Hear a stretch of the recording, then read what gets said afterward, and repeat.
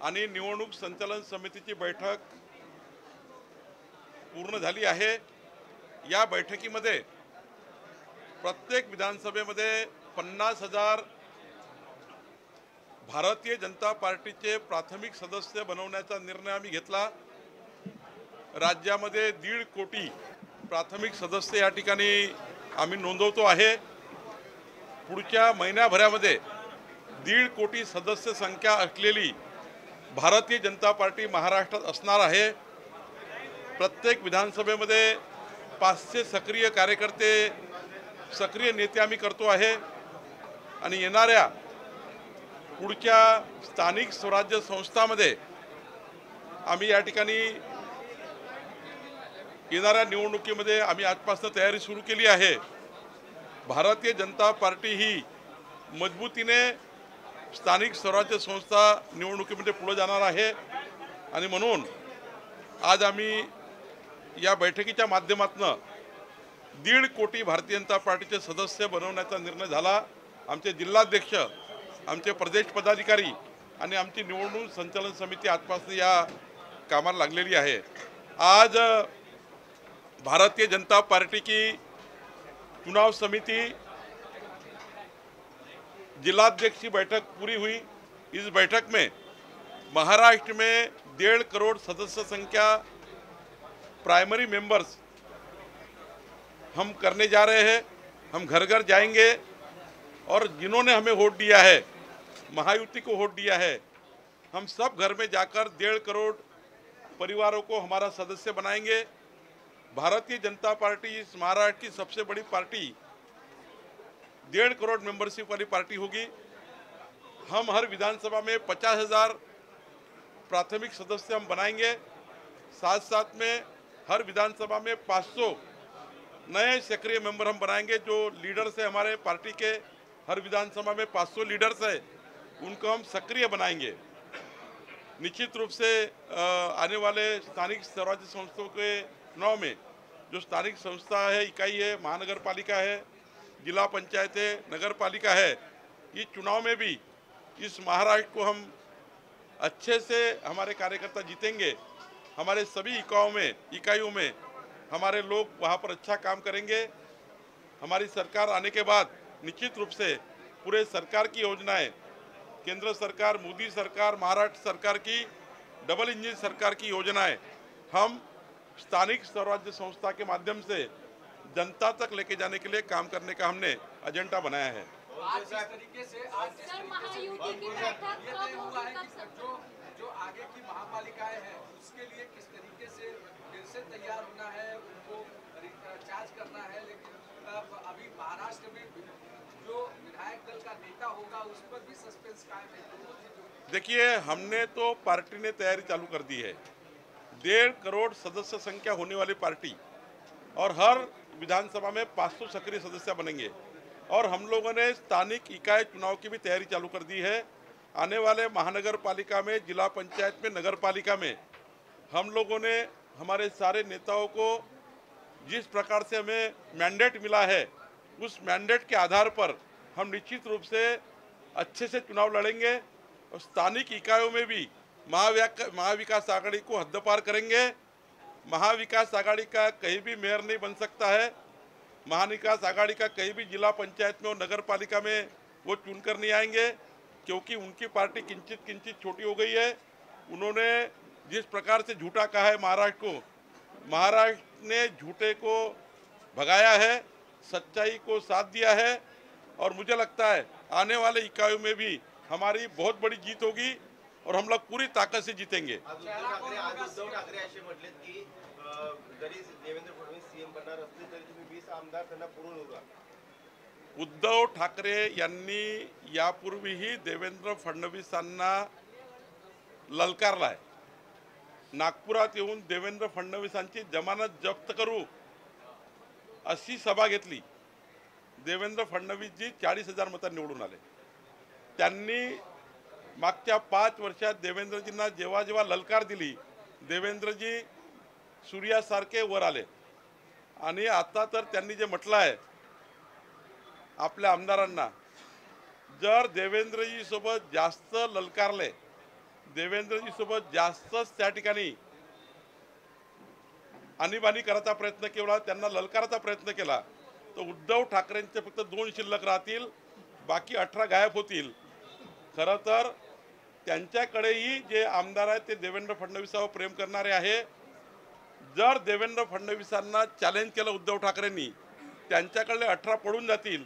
कारण देवेंद्रजी लोकनेते आहेत, सर्वच आमदारांचं काम करणारे नेते आहेत. कधीही पक्ष पाहिला नाही काम करताना. जेव्हा आमचं सरकार होतं तेव्हा देवेंद्रजींनी पूर्ण मदत उद्धव ठाकरेजींच्या म्हणण्यावर, उद्धव ठाकरे ज्या पद्धतीने म्हणाल त्या पद्धतीने सरकार चालवलं आहे. आत्ताही देवेंद्रजींना जर तुम्ही ललकारलं, अजूनही तुम्ही सुधरत नाही आहे, अजूनही त्या ठिकाणी काँग्रेससोबत बसून आपले हाल करतात आहे. आज जर तुम्ही देवेंद्रजीला ललकारलं तर तुमचे 2 राहतील, 18 गायब होतील. आज भी उद्धव ठाकरे जिस तरीके से ललकार रहे हैं और कह रहे हैं कि उनको मुख्यमंत्री नहीं बनने देंगे, तमाम सारे अड़चने 20 विधायक काफी उनके लिए कैसे दिखते हैं? देखिए, उद्धव ठाकरे जी ने 2019 में से बहुत बार देवेंद्र जी को ललकारा है, और जब जब उद्धव ठाकरे ने देवेंद्र जी को ललकारा है तब देवेंद्र जी बहुत ऊंचाई लेकर सामने आए हैं, सूरज जैसा उभरते आए हैं. हर बार उन्होंने चैलेंज किया है. परसों आए थे नागपुर में, कहा देवेंद्र फडणवीस जी की जमानत जब्त करने आए. अब देखिए, देवेंद्र फडणवीस जी 6वीं बार विधायक बने और इस बार तो 40,000 की लीड लेकर चुन के आए. अब वो नया भी उन्होंने कहा हमारे 20 विधायक देवेंद्र फडणवीस जी को ललकारे. भैया छोड़ दीजिए देवेंद्र फडणवीस जी को, और उनके ललकारने का समय नहीं है आपका, वो समय निकल गया है उद्धव जी आपका. अब ललकारोगे 2 ही बच जाएंगे, 18 आपसे निकल जाएंगे, क्योंकि देवेंद्र जी ने सत्ता और विपक्ष का कभी ख्याल रखा नहीं, सबका साथ दिया है, सबको मदद की है. और उनके विधायक के भी मन में है कि देवेंद्र जी हमको साथ देते हैं, और देवेंद्र जी को इस प्रकार से ललकारना ये ठीक नहीं है. उनके विधायक भी मन में बोलते हैं कि उद्धव ठाकरे गलत कर रहे हैं. देवेंद्र जी को बार बार क्यों ललकारते हैं? उनके विधायकों को अगर आप पर्सनली पूछेंगे, हार्डली पूछेंगे, वो बोलेंगे उद्धव ठाकरे का गलत है, देवेंद्र जी को ललकारना नहीं चाहिए, ये उनको विधायक कहते हैं. विधायक दल की बैठक कब तक होगी? बावनकुळे साहब,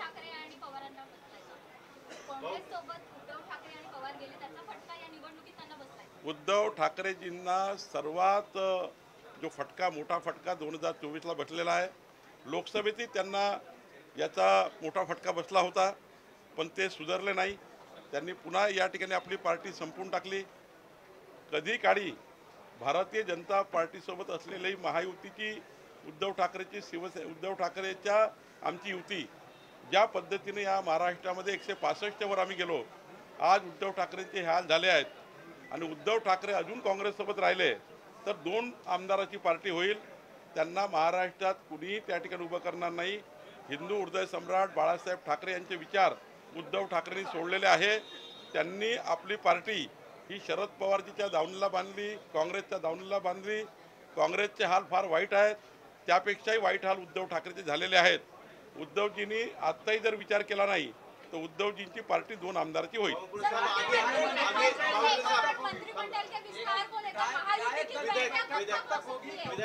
क्योंकि दोनों पार्टी जो अपनी सहयोगी है उन्होंने अपने नेता चुन लिया है. विधायक दल की बैठक बीजेपी की कब तक होगी? विधायक दल की बैठक हमारा केंद्रीय नेतृत्व तय करता है. आखिरी हमारी केंद्रीय पार्टी है, केंद्रीय नेतृत्व से हमारे कोई तो भी निरीक्षक आएंगे, हमारी दल की बैठक होगी. हमें चिंता क्या है? हमारे पास 132 विधायक है, 148 से 132 विधायक चुन के आए. कितना बड़ा स्ट्राइक रेट है. और हमारे पास ऑलरेडी 4 हमने घोषित ही किए थे. 152 की जब लिस्ट हमने दी थी तब हमने रवि राणा हो गए, गुट्टे जी है, जनसुराज जी के 2 विनय कोरे जी है, हमारे पास और विधायक है. तो निश्चित रूप से हम लोग अच्छे बहुमत के साथ है. एकनाथ शिंदे जी हमारे साथ है, हमारे साथ अजित पवार जी, हम सब मिलकर महायुति करके है. एकनाथ जी मुख्यमंत्री है. निश्चित रूप से हमारी बैठक होगी, केंद्रीय निरीक्षक आएंगे, हमारे दल का नेता चुना जाएगा और निश्चित रूप से अच्छी सरकार बनेगी. जो सरकार 14 करोड़ जनता के लिए जो हमने वादे किए वो पूरे करेगी.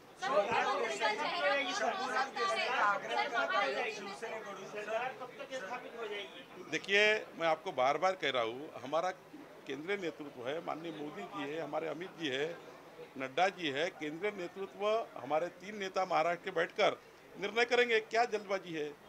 और मुझे लगता है कि महाराष्ट्र की जनता के लिए योग्य निर्णय होना चाहिए। योग्य निर्णय होगा। 14 करोड़ जनता का विकास करना है, विकास की योजना आके लेके जानी है। डबल इंजन सरकार बन रही है, डबल इंजन सरकार से महाराष्ट्र का हित है। तो यही हमारा, आप जल्दी आपको अच्छा मिलेगा। जो विधायक दल का नेता होगा, क्या वही उसी के हाथों में महाराष्ट्र की कमान होगी क्या? जो विधायक देखिए, ये आप और मैं तय करने वाला अधिकार ही नहीं है। जो अधिकार हमारे केंद्रीय नेतृत्व को है। देखिए, केंद्रीय नेतृत्व फैसला करेगा, हमारे मोदी जी करेंगे, अमित भाई करेंगे, हमारा केंद्रीय नेतृत्व पूरी बातों को विचार करके करेगा। देवेंद्र जी सर, धर्मयुगल डॉक्टर सुरेश चौहान जी ने पूरे महाराष्ट्र भर में शिव प्रेरणा यात्रा निकाली थी। चर्चा चालू आहे, अशी चर्चा आहे। राष्ट्रवादीने तर देवेंद्र फडणवीस यांच्या नावाला पाठिंबा पण दिलेला आहे। त्यांचे नेते ट्विट करत आहेत। काल छगन भुजबळ पण म्हणले की देवेंद्र फडणवीस यांच्या नावाला विरोध असण्याचं काही कारण नाही। तर देवेंद्र फडणवीस हे महायुतीचे पुढचे मुख्यमंत्री होऊ शकतात का? मी वारंवार सांगितलं की आपापल्या पक्षामध्ये प्रत्येकाला असं वाटतं की आपला नेता मुख्यमंत्री व्हावा। त्यामुळं तुम्ही काही काळजी करू नका। तुम्ही आळवे तेळवे किती मला फिरवलं तरी तुम्हाला हेच उत्तर मिळेल। केंद्रीय नेतृत्व योग्य निर्णय करेल आणि आमचे देवेंद्रजी, एकनाथजी आणि अजितदादा तिघेही म्हणून बसतील आणि केंद्रीय नेतृत्व बसेल। आमचे आतापर्यंत निर्णय चांगले झाले आहे 2.5 वर्षामध्ये, पुढे चांगले निर्णय होतील।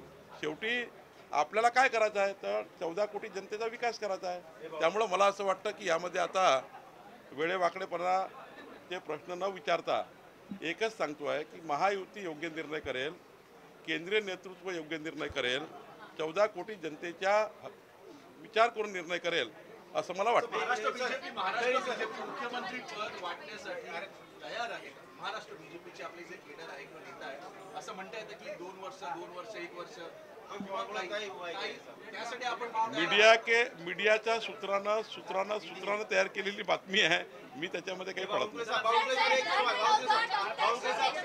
एकनाथ शिंदे पार्टी के नेता जो है वो कह रहे हैं कि उनको बिहार के फॉर्मूले के तहत एक बार मौका दिया जाए। हालांकि पार्टी के तीनों नेता डिसाइड करेंगे, ये भी वो कह रहे हैं, लेकिन आपकी पार्टी की क्या भूमिका है, क्या मुख्यमंत्री पद को लेकर? हमारी पार्टी की क्लियर भूमिका है। जो हमारा केंद्रीय नेतृत्व है, मोदी जी है, अमित भाई है, नड्डा जी है, हमारा केंद्रीय पार्लियामेंट्री बोर्ड है, हमारे देवेंद्र जी, एकनाथ जी और अजित दादा, ये तीनों नेता है। ये सक्षम है निर्णय करने के लिए। जो मेरे अधिकार क्षेत्र में निर्णय नहीं है उसकी बात मैं नहीं कर सकता। जो अधिकार क्षेत्र केंद्रीय नेतृत्व का है, हमारे मोदी जी का, अमित भाई है, सब लोग करेंगे। आप लोग वेट करिए, जल्दी खबर अच्छी आएगी। महाराष्ट्र में धर्मयुगल डॉक्टर सुरेश चौहान जी ने शिव प्रेरणा यात्रा निकाली थी। कहीं ना कहीं उस चीज का जो है उस पर हुआ है। क्या लगता है सर? क्या लगता है सर? डॉक्टर सुरेश चौहान जी ने जो है शिव प्रेरणा यात्रा निकाली थी सर, कहीं ना कहीं जीत का जो है असर इस पर हुआ है सर, क्या कहना चाहेंगे सर? शिव प्रेरणा यात्रा को लेकर सर क्या कहना चाहेंगे? मैं पूरी जानकारी लेकर आपसे बात बैठक तो करना ही पड़ेगा ना, बैठक तो होती रहती है।